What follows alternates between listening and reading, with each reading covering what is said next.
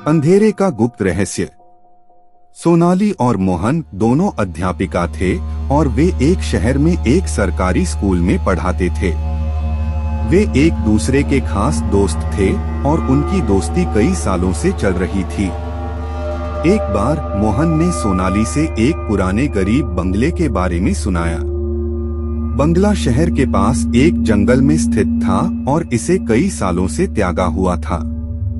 सोनाली ने मोहन को छुट्टी पर ले जाने के लिए कहा और दोनों वहां पहुंच गए। जंगल में जाकर वे बंगले के पास पहुंचे। बंगला बहुत ही पुराना और डरावना लग रहा था। जैसे ही वे बंगले के अंदर गए, उन्होंने महसूस किया कि कोई अजीब सी आवाज आ रही है। आवाज की गूंज से वे डर गए और बाहर निकलने के लिए तैयार हो गए। जब वे बाहर निकले, सोनाली ने मोहन से पूछा, तुम्हें भी वह आवाज सुनाई दी? मोहन ने हाँ कहा। वे बंगले से दूर निकले और शहर लौटे। कुछ दिनों बाद मोहन और सोनाली ने देखा कि उनकी स्कूल के कुछ छात्र अजीब बीमारियों का शिकार हो रहे हैं। कुछ बच्चे अचानक ही बेहोश हो जा रहे थे और उन्हें उचित उपचार के बाद भी ठीक नहीं हो रहा था। सोनाली ने मोहन से कहा, क्या यह संयोग है कि हम उस बंगले में गए थे और अब हमारी स्कूल के छात्र अजीब बीमारी में आ रहे हैं?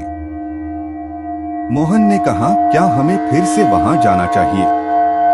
सोनाली ने कहा, हाँ, हमें जाना चाहिए, लेकिन इस बार हमें उस आवाज को पूरा समझना होगा। दोनों फिर से वहां पहुंचे और वे बंगले में चले गए।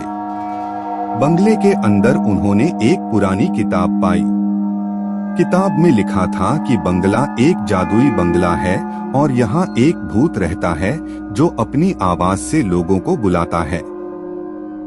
जब भी कोई आवाज को सुनता है, वह बंगला में आता है और फिर भूत उसे बंगले में बंद कर देता है। सोनाली और मोहन ने तब समझा कि वह आवाज उस भूत की है जो अपने शिकार को बंद करने के लिए बुलाता है। वे उस किताब को उठाकर बंगले से बाहर निकले और उसे एक पुराने पेड़ के नीचे गाड़ दिया। बंगले से बाहर निकलते ही उन्होंने एहसास किया कि उनकी दोस्ती को भूतों की दुनिया में भी मान्यता थी और वे इस संघर्ष में एक साथ थे।